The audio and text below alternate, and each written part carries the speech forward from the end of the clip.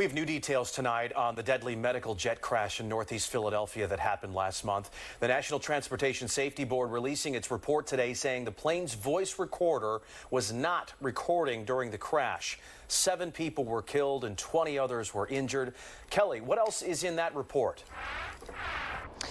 Well, Jason, the report also says that there were no distress calls from the flight crew before the crash. So obviously there was a lot of anticipation about what that cockpit voice recorder would show. But again, the report says it did not only not record during the accident, but the report says it has not been recording audio for years.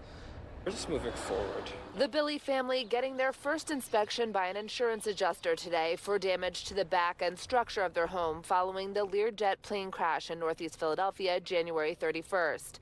The family grateful they were not home at the time and did not have to relocate. We have life, so life is better than everything, so yeah, we keep moving. As the community rebuilds, a new report from the NTSB reveals we may never know what was said on board the plane before the crash that took 7 lives.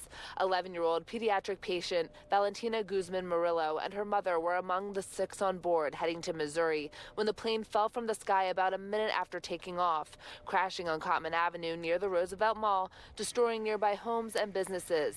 37-year-old Stephen Druitt in his car was the only person killed on the ground.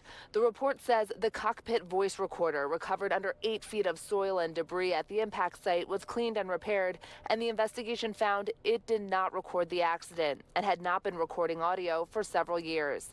The NTSB released this image of the flight track, saying there were no distress calls from the flight crew and that the pilots had the special certification to legally fly a Learjet 55.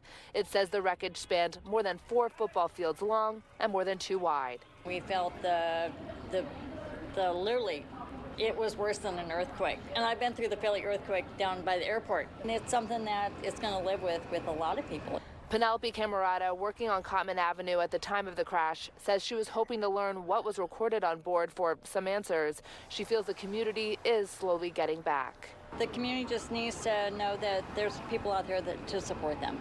I know there is no expiration date on looking for that help or listening ear to talk to somebody. Now, the NTSB says the airplane did have a warning system on board, and they were able to ship that to its manufacturer to see if there's any flight data that can be pulled from that device. They say that evaluation is ongoing. Now, in response to the report, the city did put out a statement today reminding the public about the recovery resources and mental wellness resources they have, including a virtual help session next week. We will have information on that on fox29.com. Sheba. All right, Kelly Rule, thank you.